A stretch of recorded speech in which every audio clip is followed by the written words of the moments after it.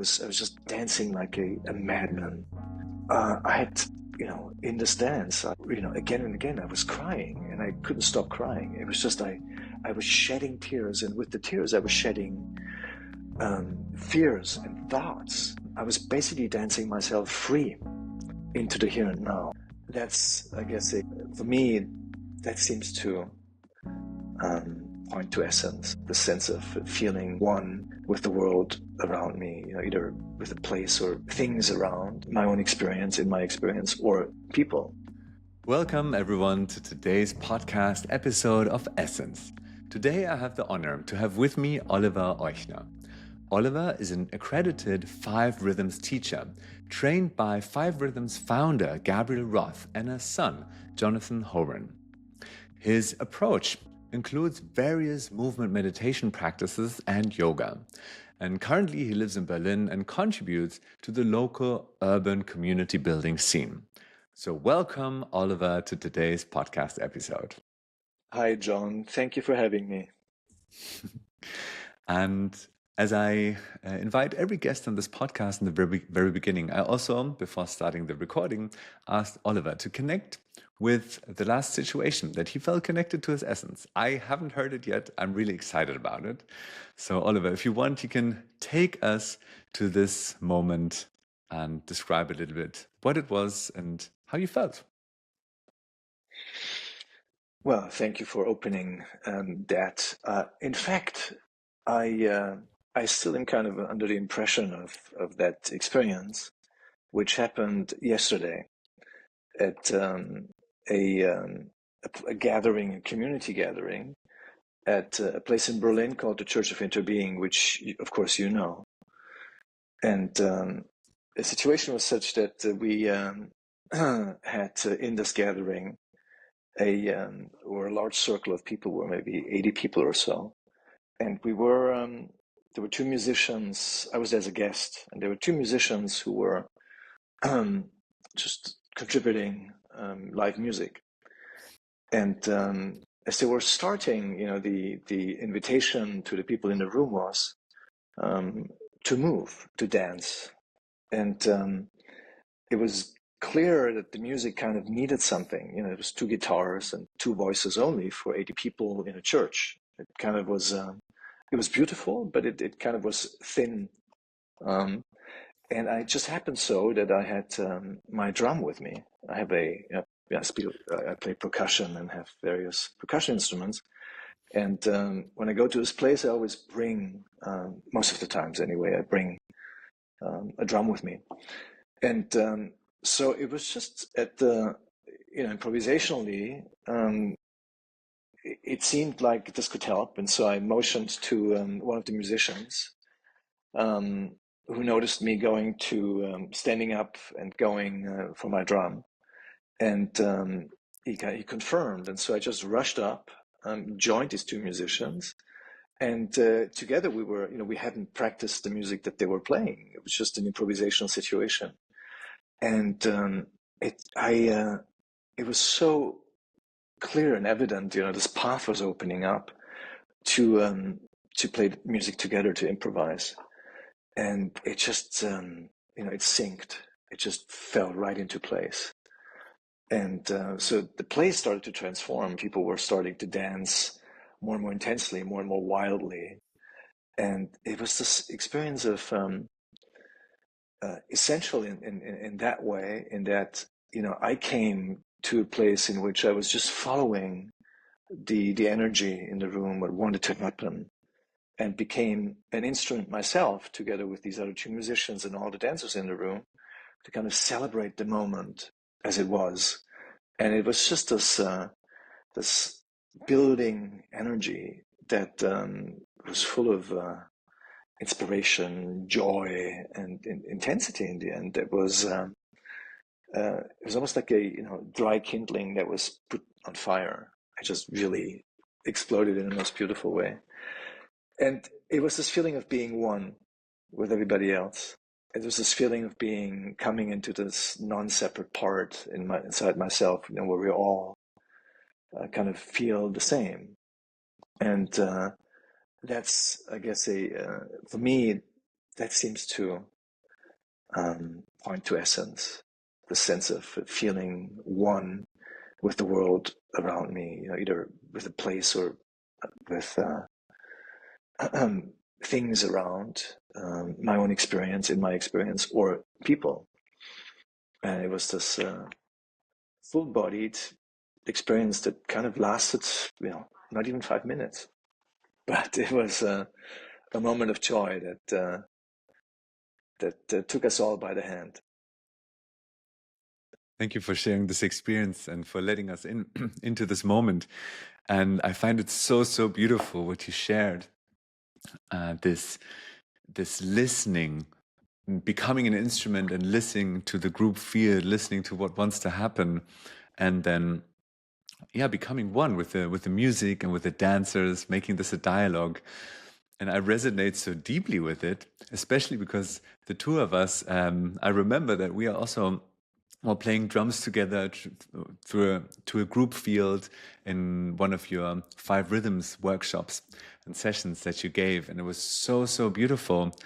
And so I deeply resonate with what you are sharing and can imagine that so well in this beautiful church, 80 people being there and having this conversation from body to body, listening, following, moving and merging. And yeah, I wanted to ask you as well, as you've been sharing that you play the drums, maybe you want to share also a little bit with people that are listening, what else you do in this context of movement, of body and dance, because I find this approach and angle so interesting to understand how people can connect with their essence through movement and through dance. Glad to. Thank you. That's really a very kind segue, because how much I'm at home in movement practices, and so and I teach 5 rhythms, which is this embodied dance improvisation, really meditation practice, a movement practice that brings together meditation and movement. And so what I do is, besides teaching, of course, I can only really teach if I'm connected to the experience itself. And so I dance regularly, and it was a time when I kind of, for a while, I wasn't dancing regularly, and I could really feel that it was difficult to teach without having the experience in my body. The teaching kind of became flat. It was just circumstances that made it difficult for me to practice myself. But so this is how I get into my movement experience, essential self-healing. The different, I can either go to a class or to a workshop where people teach what I teach, or I can find different ways. I dance by myself at home, and go to various conscious dance events in wherever I am. So what happens in that practice is, the best way to go get into this practice and to go deep into it is to get out of the way of myself. It seems kind of, because there's so much that one can be given, at first counterintuitive to not do something in particular, to not find a to do, an action, a kind of something that feels like a work or an effort. So what's counterintuitive is to do a non-effort in order to get somewhere, right? And so and that, because so at the beginning of each of these sessions, I need to find my way into this non-efforting, this veiling myself to be given something that I don't know yet, and of which I don't know how to pursue it. In fact, the whole idea, or the whole move that's required is to to not know, and to just be receptive in that way, to kind of see, okay, what can take me, um, what can take me? How can I be gifted? How can I have empty hands? How can I allow myself to not know? And so, the start of this experience for me is to accept where I am and do it in a physical way. So, if I feel tired, for example, or if my spirit is kind of not quite there yet, if I'm agitated because of city traffic, or taking the subway, or if there's another emotional thing that's preoccupying me, I kind of just let it be. I'm in a room and start moving. Start moving in any which way. In the beginning, not. It's just I wouldn't call it arbitrary, but it's literally just trusting that once you start moving, things will develop. And so, out of this simple movement, without it having to have a certain look or feel, together with the music, there's a process starting to happen, and it's inevitably the relation that happens between my body and the music, and between me witnessing what is happening, that something is being generated. And so it's just this kind of the relating state, to come into relationship, is what is a creative process. And then, with depending on the music, this is easier or less easy. And so every time, regardless of how I feel in the beginning, of how my body feels in the beginning, of what I'm thinking in the beginning, once I give this material into movement and expressing it, just finding in the beginning ways that may be awkward to give expression to what's inside of me, to my experience, there's kind of a feedback from that takes my system through my body onto a journey. And in it is unknown, it's different every time, unknown unfoldings. So by giving myself over, it's almost like coming to a natural state, where I'm kind of shedding these preoccupations, these mechanical thinkings. The mind kind of has a different quality when you start moving. It's less controlled. And by softening that control, it's almost like my whole system is relieved.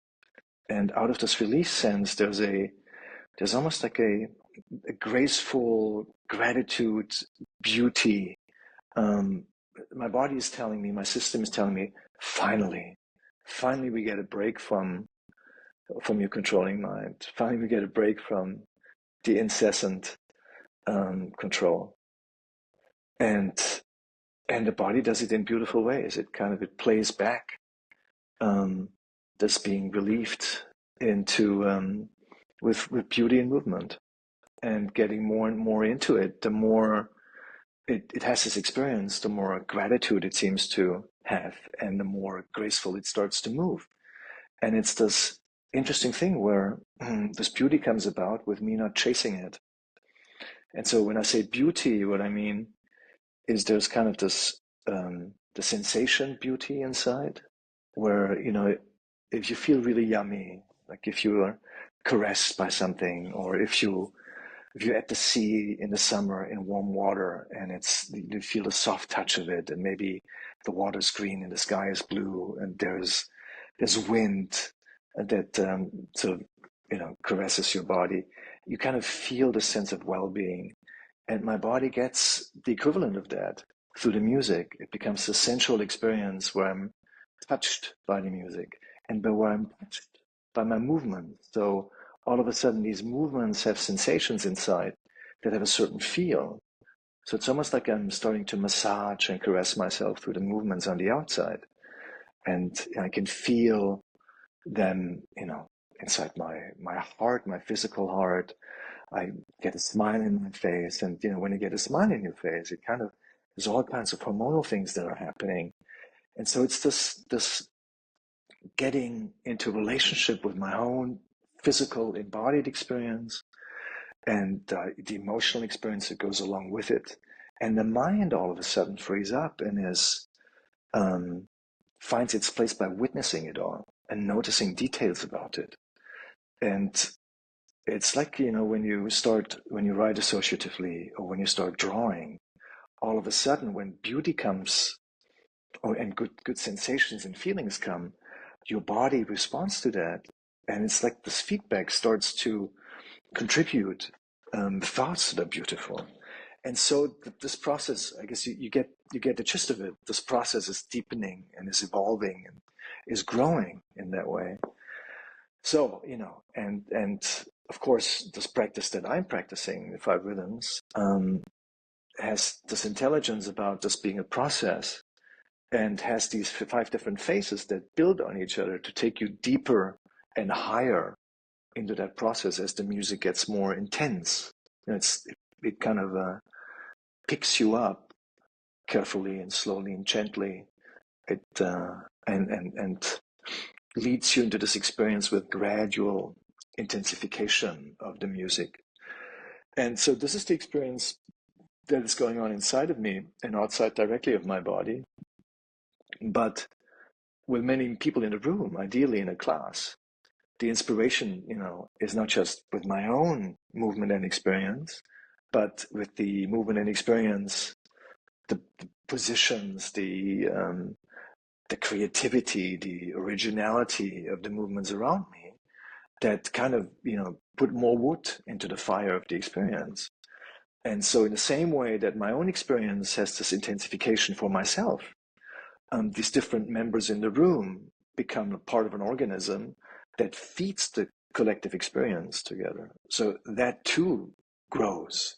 And it's kind of this, I think the analogy to fire is maybe helpful, because it's like this, the intensity grows, the fire spreads to crescendo, and in this experience, you could easily happen if it weren't for a container that has been around for a while, and the wisdom that goes into how to hold the container and how to, over time, when I say over time, Swag Rhythms practice has been around for, I think, since the early 80s. So almost not quite 50 years, more than 40 years.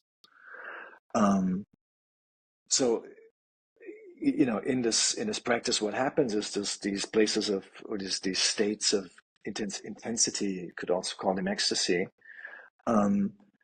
They're being they're in a context and integrated into a healing experience. So this ecstasy is happening not because of the of the incredible high that you're getting from it, but to experience a part of oneself that is natural and doesn't really have much room elsewhere to be expressed and experienced.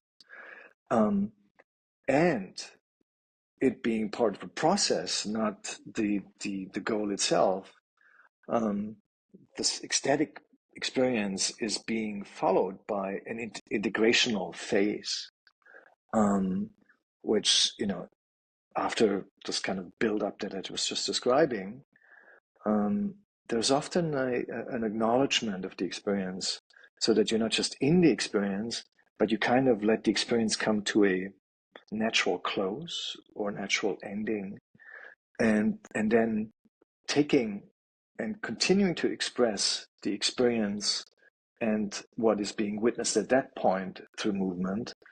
This intensity is being allowed to land and to soften, and to kind of find an arc towards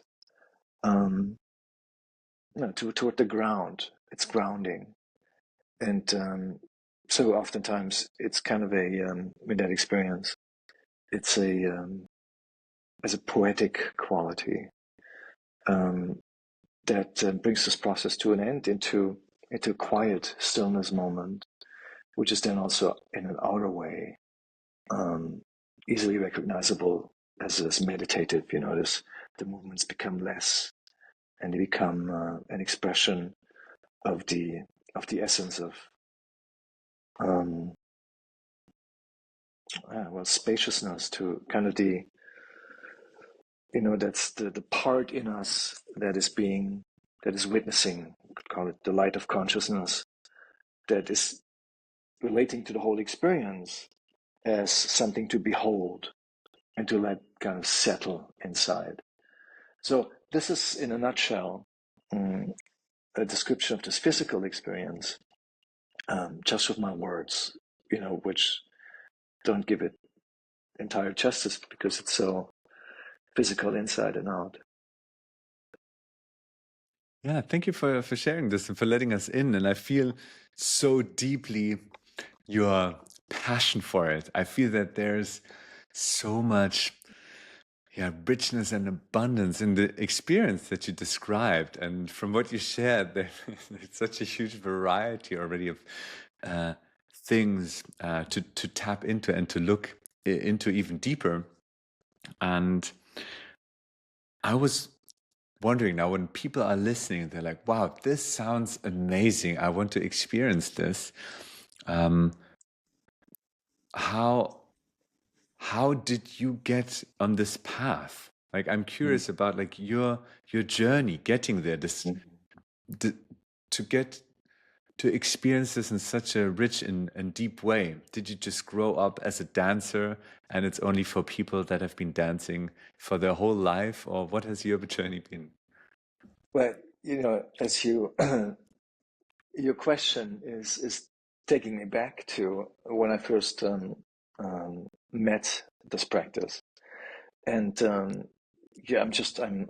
feeling this tingling and these memories of how I was virginal to this experience. I hadn't had it yet, and when I first went into a rhythm session in New York City many years ago, I had no idea what I could expect. Just I followed the suggestion of a friend who said, "You have to check this out."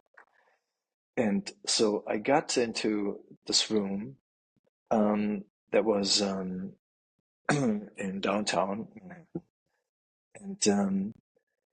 and within a short while, the room was packed. There were many people in there. Within a short while, there was this incredible sense of coming home. Having found my home, should I call it spiritual home? I didn't even it didn't come across as spiritual. It was just the sense of well-being and belonging, having found my tribe, if you will. And what happened is, in this room, people were in the practice I was just describing, were so joyful, so intensely experiencing themselves and sharing and expressing their experience through dance movement, but also through voicing. So some people would just have sounds of joy at one point, and then the very same people at a different phase of this experience would express maybe sadness or anger or simple non-denominational intensity. So it was this incredible allowing of these different parts that people had and making art of it, art that just transformed again and again and again and again. There was this incredible vortex of creativity that was unfolding. It was so intense. I remember this was in the summer, that in the air from the sweat that people sweated, that the walls were dripping with sweat, and that on the floor were puddles of sweat that had to be swept up during the dance so that people wouldn't slip. The music was unbelievable. You know, it wasn't club music. It was music that was had an incredible breath. So, you know, there was everything in it that was weaved together. There was, you know, there was club dance music, as beautiful lyrical music with with strings. Um, there was spiritual music, but there also was rock and roll. There was house music. There was hip hop. There was maybe a techno piece in it.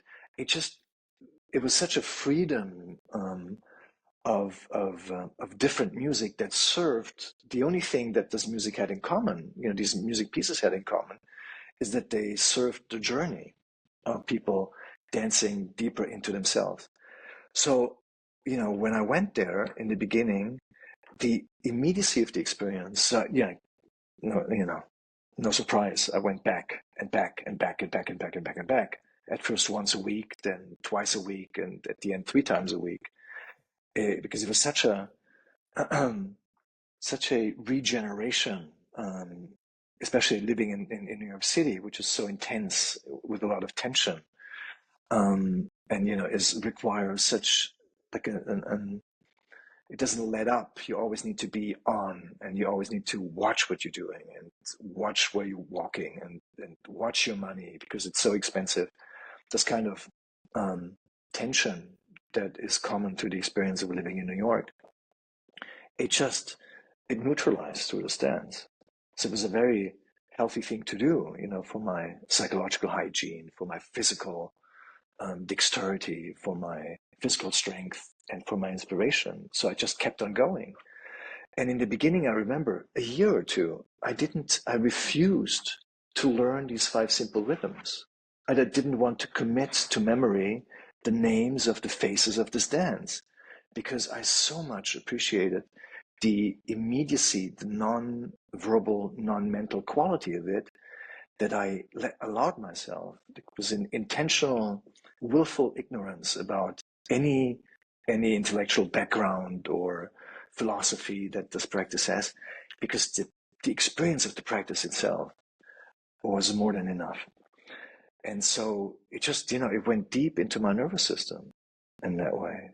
That those my dances were unbelievable. What came out of me, soon enough, you know, I was screaming too. Soon enough, my sweat was running down endlessly. Soon enough, I had a smile on my face that wouldn't go away after the class.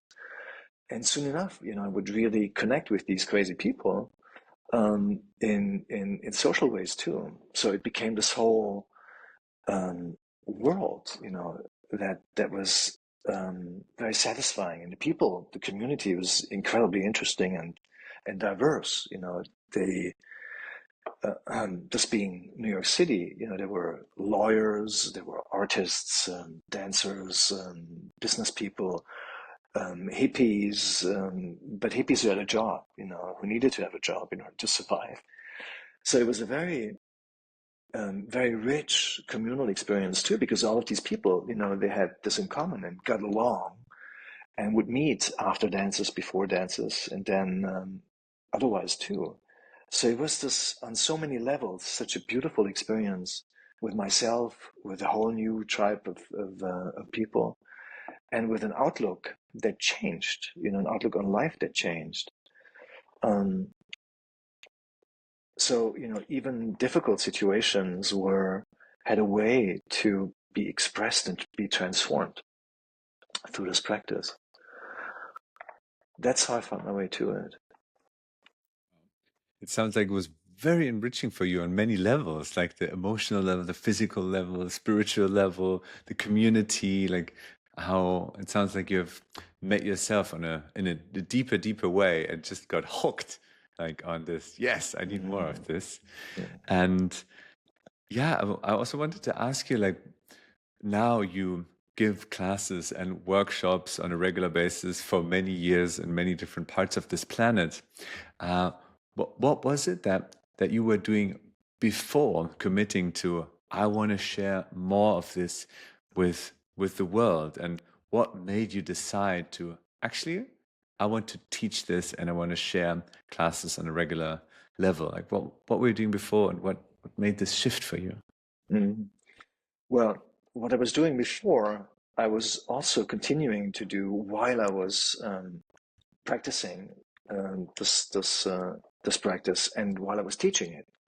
So for many years, I have had my own business, and I was kind of doing transaction management for large real estate transactions that kind of, were transactions with sellers and buyers who were professional investors.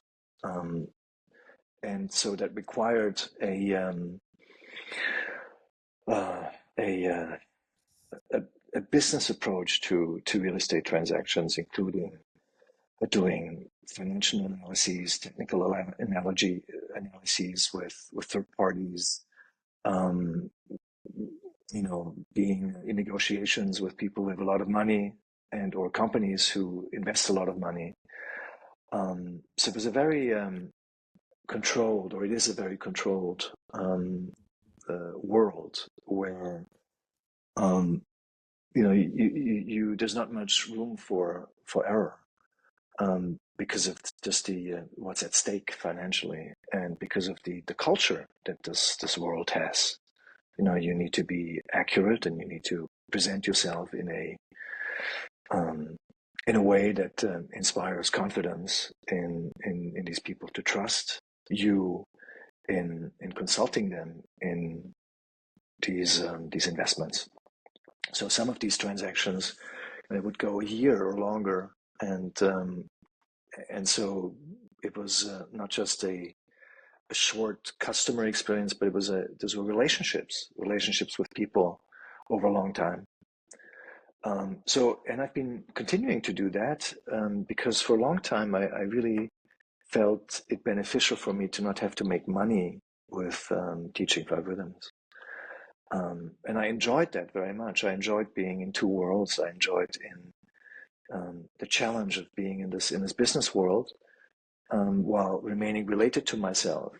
Taking these experience, and I guess it's not exactly lessons, but the the harmonizing impact on my whole system and my mind from dancing, and finding a bridge to let that be present even in the business world.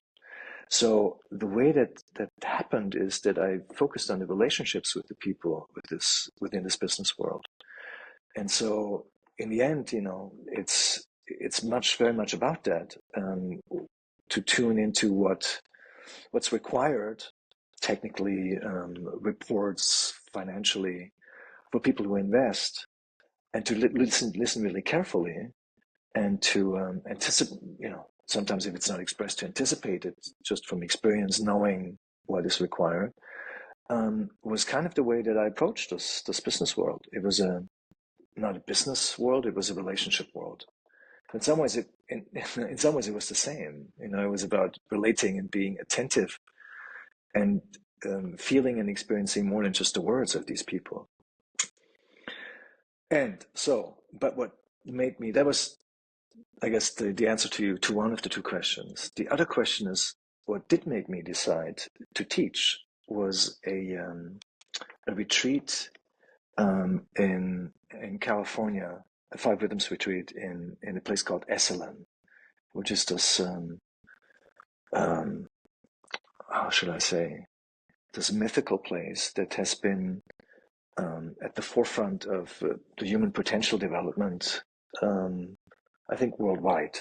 So, in the 50s and 60s, the Beatles found their way there.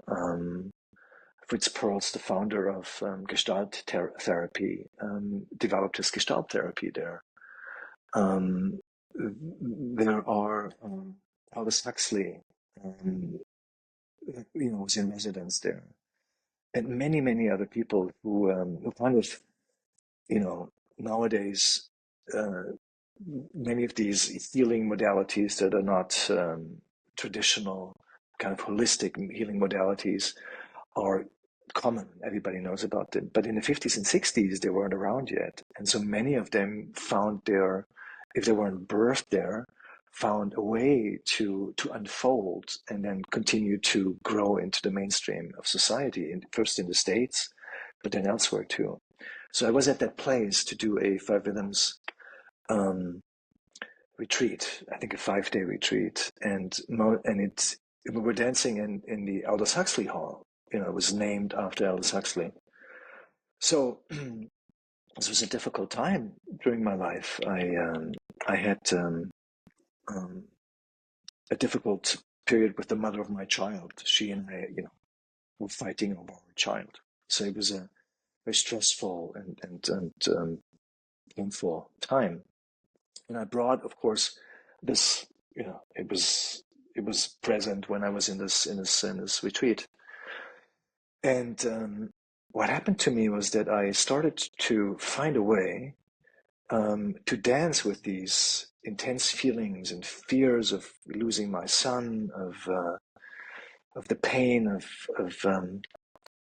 uncertainty of how this would all continue. And I was just using all of these feelings inside, these difficult feelings inside, to bring to my dance. And I remember that I've danced with such intensity. It was like I found myself being in this intense trance-like, intense movement dance where I came again and again and again to my physical limits, and I broke through them. I was just dancing like a madman, and I had, in this dance, again and again I was crying, and I couldn't stop crying. It was just I was shedding tears, and with the tears I was shedding fears and thoughts. I was basically dancing myself free into the here and now. And it was such a powerful transformative experience, because it brought me so much into both into clarity, in clarity in a deep meditative sense, in that it was clear that my thoughts and my fears weren't really contributing to the solution, because there weren't the kinds of thoughts where I, had a strategy, or where I could bring forth a healing conversation with the mother of my child. They were just, circular thoughts, ruminations, concerns, fears, projections.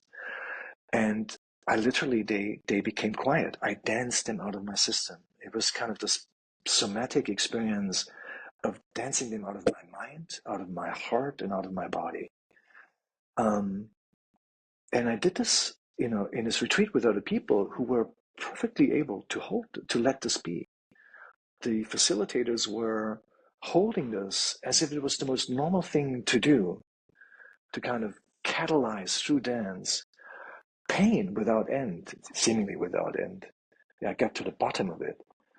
But what a container, what a practice to allow these intense feelings to be expressed and to find their way to neutralize themselves, to go into them, not to avoid them, and also not to mentalize them, but to really let them be experienced, and trust that if you do this fully, the healing is in that. The healing is in the expression of that which is painful. And that was just it wasn't just the witnessing of it in my own system, to really experience how this process can work, the potential of it, to be the beneficiary of the potential of it myself, made it very intimate for me. I had the most intimate experience of what this practice is at that retreat, and I understood what it takes to get there. Just because while I was dancing, I was led by something inside myself that knew, okay, you go deeper into it, let it really be, shake it out. I was making physical movements of releasing it, and with it, it seemed I could use my hands, going into my nervous system, extracting what was inside of it and releasing it physically with movements of release. So To add to this experience in and of itself, this place, Esselen, is, if you can picture this, it's on the cliffs between Los Angeles and San Francisco in the middle of nowhere, with a view onto the Pacific, which sort of reliably would bring in these huge waves. And it's a very steep cliff. So, the steepness of it goes from high up and continues underneath, submerged into to the ocean floor there. So you had this feeling of the land and water coming together in this intense way. There were whales migrating by, pelicans, and there's mineral baths at Philly, curative waters that you can go to early in the morning at 4 o'clock or 5 o'clock, just bathe and see these amazing animals go by and feel the Pacific. The earth is so rich there that, at one point in some of my grief moments, I was just lying flat and naked on the grass. And it was just, I could feel the earth penetrating my whole system. So this vortex, after this experience, it was not even a question. It was clear that I wanted to teach this. Or I should better say, to hold space for that experience, to help by holding space so people can go through this by themselves and connect to their own intelligence of self-healing that this practice brings forth. What an experience. What a transformative experience. I was really picturing, while you were describing, was picturing you moving and crying and shaking and dancing it off while being close to these cliffs and this amazing view of the ocean. And I really feel how deep this might have gone for you. And especially in this challenging time, to experience how the expression of what is true and what is there for you contributed to healing. You said a sentence, paraphrased before, that healing is through the expression of what is there. Or you said expression of pain in this case. And I feel that nowadays, like, this word like healing is being used so often, and then sometimes in a little bit inflated way, how I feel that healing is everywhere. And I wanted to ask you again, like, for you, what is the healing component of movement and dance and self-expression? Well, yeah, it's a really good question. So there is something about, Gabriel Roth, the founder of this practice of the five rhythms, had this in one of her books. She kind of stated in a nonchalant way, just put the body in motion, and now I'm paraphrasing, and the body will heal itself. So there is something about coming into movement, and not just coming into movement, but staying in movement, that heals. It heals in physical elements too. If you work out, if you practice, if you walk, it's healthy, and it accelerates certain processes that are latently there in our system anyway. Our system, I think this is why we live a certain duration and can self-heal. With movement, our circulation of our blood, and with it, all the things that self-heal or that keep us in balance naturally. Our system is looking for health, and it always kind of tries to go there. It gets more and more difficult the more difficult we make it through outer circumstances. If there are too many things that our organism has to battle, it has its limits. It will break down, and eventually age will do that anyway. But until we die, our system has the natural wish to sustain itself and to not just survive, but um, to be true to its essence, and that is being alive. So it's part of it has to do with that. It's just a simple movement, not just a dance practice, but movement in and of itself. So, what are the challenges that society currently faces, and how can movement, dance, five rhythms contribute to resolving this or to bridging that?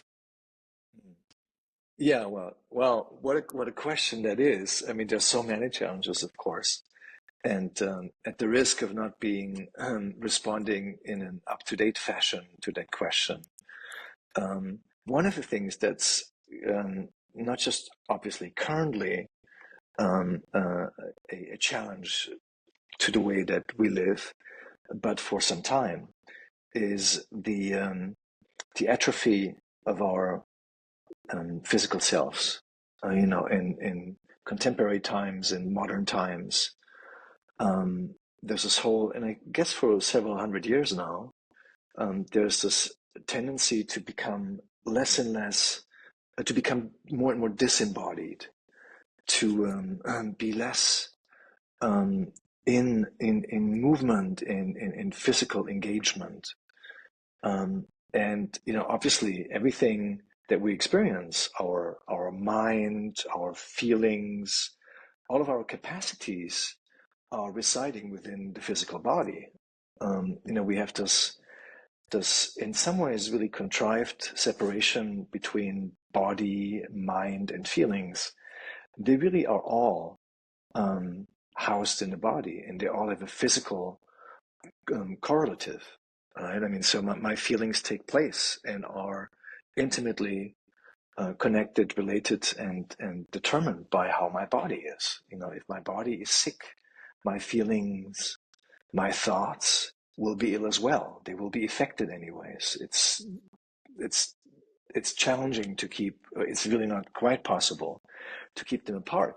So by us sitting on our computers, being on our phones, working with our minds a lot more and more and more. Not all of us, but most people who you and I know are not physical laborers, but people who use computers and their mind and their feelings.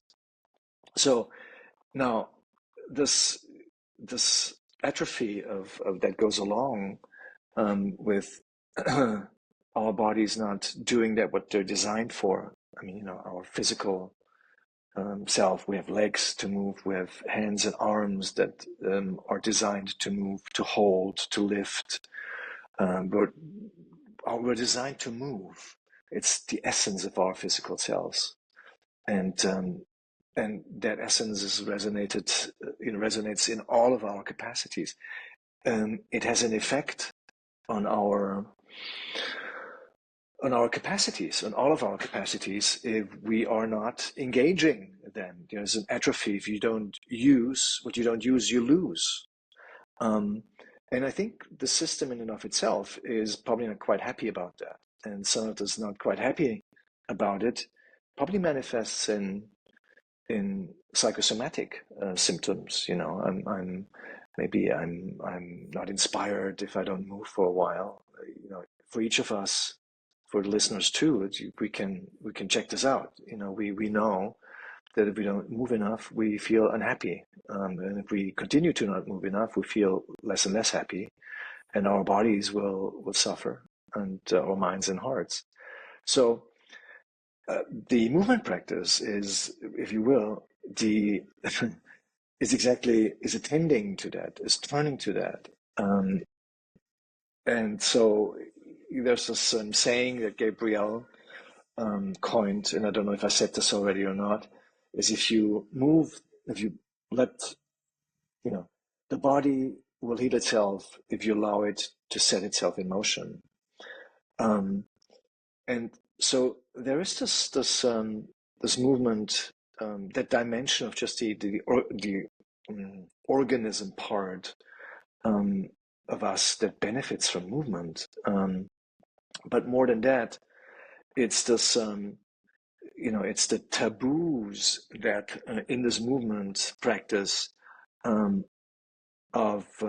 being addressed too, and are being allowed to be suspended. For example, during a movement class, men and women can be in their sensuality, can express their sensuality, and not just secretly, at night with the lights out at home, but in a group of many people who, grind their hips, let their sexual organs, all dressed, move about, have wide stands, take space with each other, and be loud, be strong, and it not being something to be afraid of, and or it being intimidating, because it is, as a part of a practice, it's the art of expressing through movement and body these different aspects of ourselves. So it's also the permission, allowance, the reconnection with parts of our bodies and movements of our bodies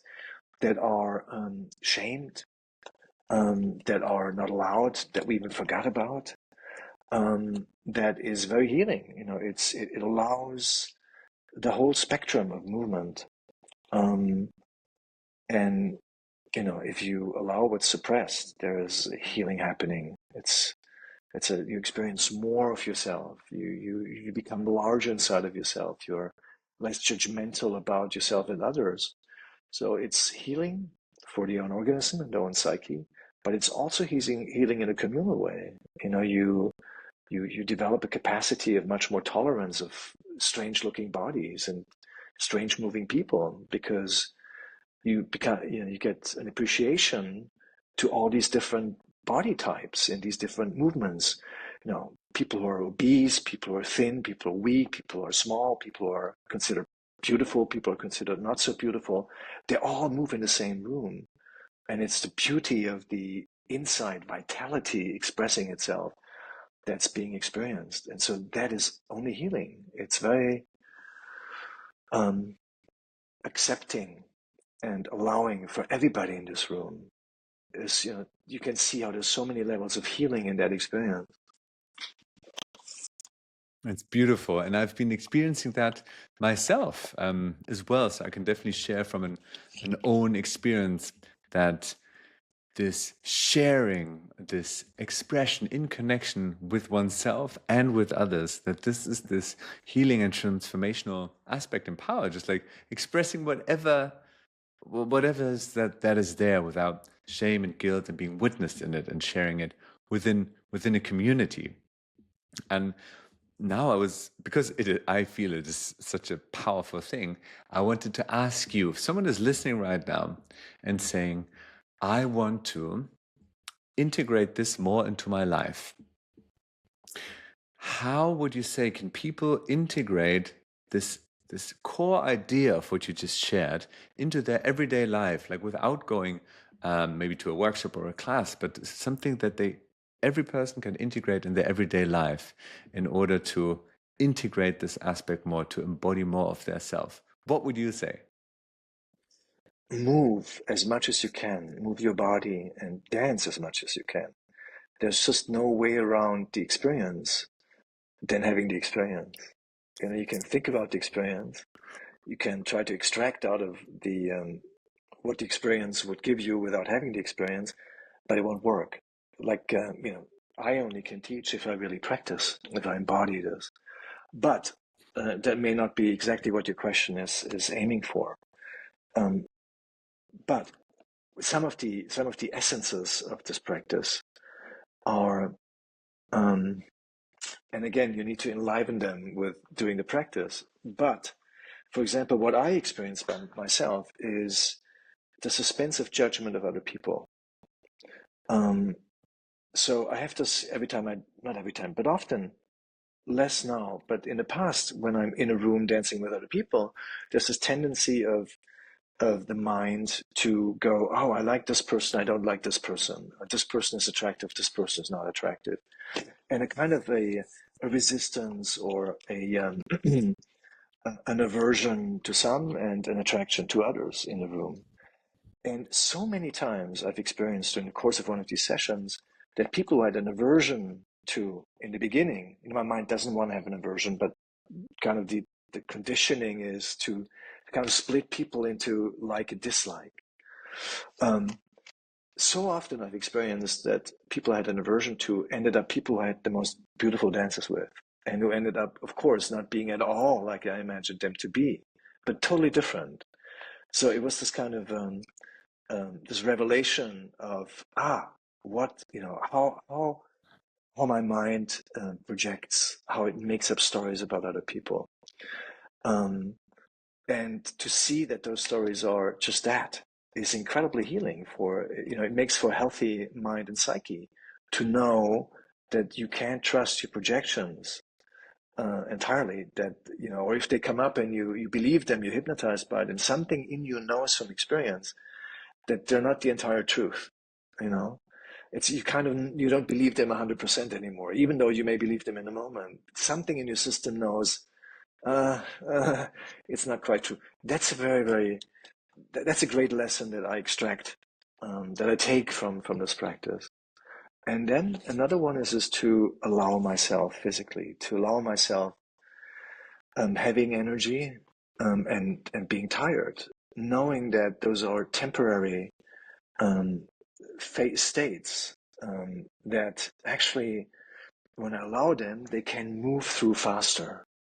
So it allows, one of the lessons from this practice is to um, to meet my state where I am with less resistance, because I know that if I submit to my state and experience it, that first of all, it wants to be, it needs to be, otherwise it wouldn't be there and it wouldn't be urgent or announcing itself. So rather than fighting my states, I rather allow them and meet them, knowing that they're temporary, remembering that they're temporary. We all know, but to remember in the moment that they show up, that's part of the practice. When you, in your system, in your nervous system, in your body, in your soma, experience that, it kind of settles as a not a derived mental knowledge, but kind of a more comprehensive, holistic knowledge in your system, where you remember more quickly that in your life off the dance floor, when you're in a difficult state, that it's a phase. It's not, it doesn't, you don't identify entirely with that particular state. It's part and an important part of your experience. So it can move through faster. Thank you for sharing this. I find this like very, very practical and very hands-on, that people can, when they were listening to this, say, okay, cool, I want more of this in my life. And these are two ways that you shared, of probably many, many, how people can integrate these core ideas of dance, of movement, of 5 rhythms into their lives. And now I also wanted to ask you, if someone is listening to this episode, maybe in a couple of days or maybe in half a year, that how could they experience what you do? And before you share that, I can highly recommend experiencing Oliver's spaces. I've experienced them multiple times: facilitation, the dance, the classes. Then I experienced for myself so much liberty in dancing and moving, so much aliveness and so much connection with myself and others. And I just can recommend that to everyone as well. So if someone is listening, either in a couple of days or in a couple of months, how could they experience what you offer? Where do they find you? And where do your classes and workshops take space, for example?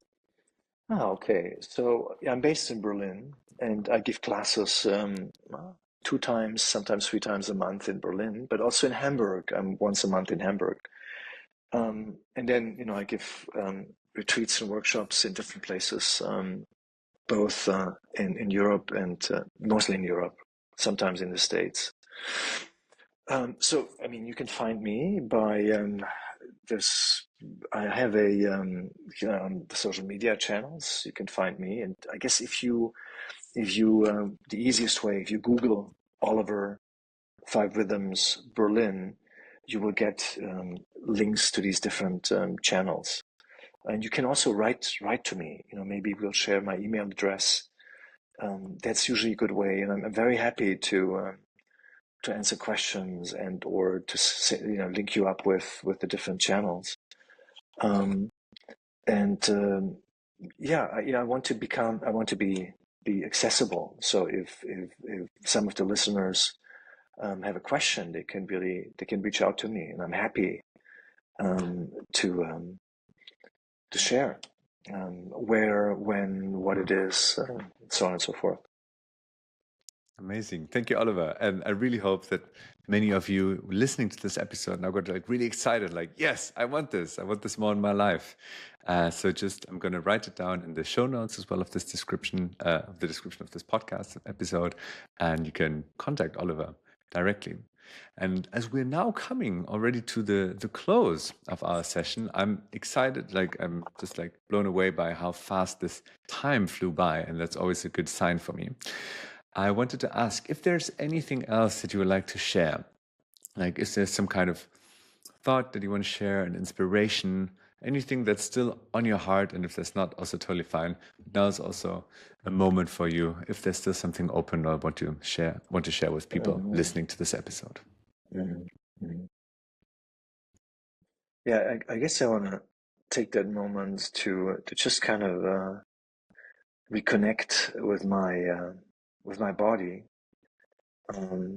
inside, and I feel there's something very trustworthy about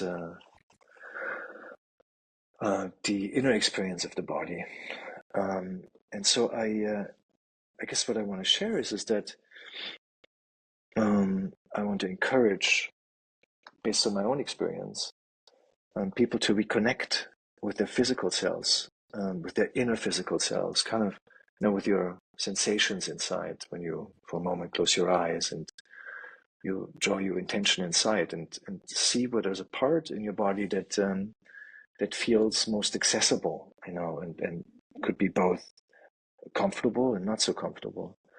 And so I guess I want to put this invocation out there for myself and for others, that may we remember to connect with our inside body more frequently than we already do, and to trust that from that the healing is emanating. Just really to have a relationship with my inner self. And it may, to some of you, it may sound egotistical, but really by doing that, it increases one's capacity to be in the world in a more related way with oneself and with others. I think that beautiful insight that we all have is very, very healing to us and those around us. Thank you, Oliver, for sharing your words. Thank you, Oliver, for sharing your insights. Thank you for opening these spaces where people connect with themselves, with their inner self, with their essence, with their physical self, with their inner world and landscape. I'm deeply honored and grateful that you were a guest here on my podcast and joined me and shared your inspiration with everyone.